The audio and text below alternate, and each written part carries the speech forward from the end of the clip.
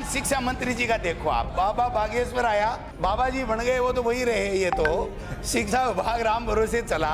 और कल इन्होंने एक चिट्ठी निकाली है, मैं तो इनकी दाद दूंगा कि भाई कुछ भी कह दो, आरएसएस में तो नंबर 1 आप ही हो मंत्री जी।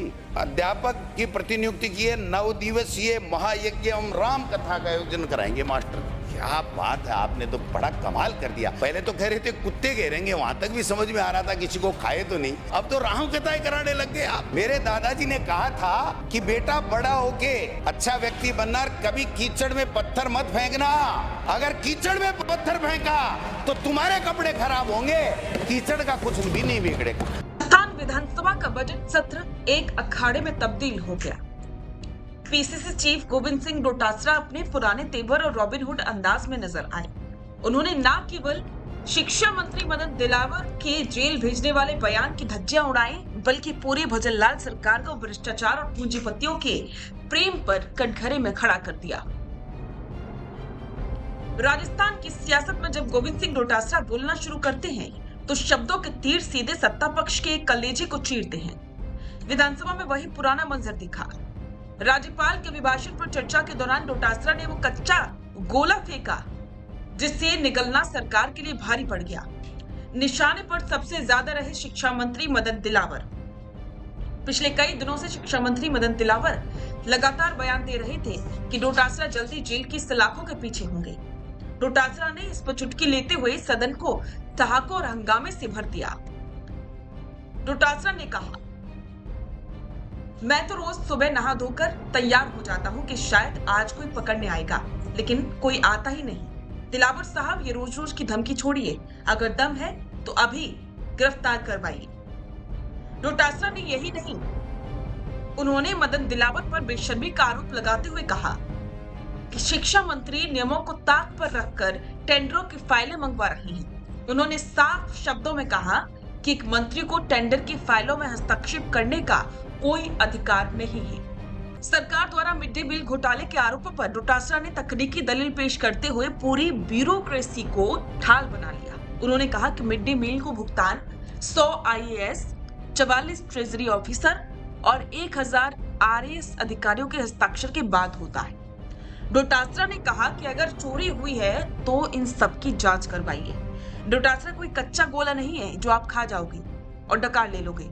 अब जनता की आवाज है और मजबूती से लड़ेंगे।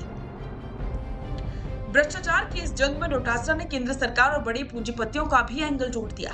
उन्होंने आरोप लगाया कि भजनलाल सरकार केंद्र के दबाव में है और ऊर्जा कंपनियों को फायदा पहुंचाने के लिए प्रदेश के हितों की बलि दी जा रही है। हालांकि शाम होते होते ऊर्जा मंत्री हीरालाल नागर ने इन आरोपों का जवाब देने की कोशिश की और डोटासरा के दावों को बेबुनियाद बताया, लेकिन सदन में जो गर्मा गर्म बहस छिड़ी उसने सरकार की घेराबंदी जरूर कर दी। डोटासरा ने उन मुद्दों को भी छुआ जो युवाओं की दुखती रखें, पेपर लीक और आरएएस भर्ती। सत्ता पक्ष के विधायकों ने जब डोटासरा का विरोध किया और उनके शब्दों को सदन की कार्यवाही से निकालने की मांग की तो माहौल और भी तनावपूर्ण हो गया। मुख्य सचेतक और विपक्ष के बीच तीखी नोकझोंक ने ये साफ कर दिया कि ये सत्र शांति से नहीं बीतने वाला।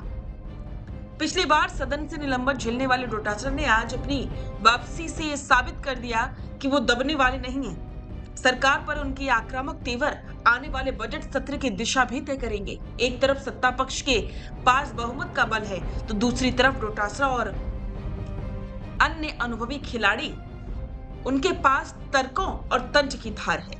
राजस्थान की जनता देख रही है कि स्वस्थ प्रतिस्पर्धा है या केवल एक राजनीतिक वर्चस्व की लड़ाई। लेकिन एक बात तो तय है, राजस्थान विधानसभा में अब असली मुकाबला शुरू हुआ है। आपको क्या लगता है, डोटासरा के आरोपों में दम है या मदन दिलावर की जेल भेजने वाली बात सच साबित होगी? अपनी राय हमें कमेंट बॉक्स में जरूर बताएं।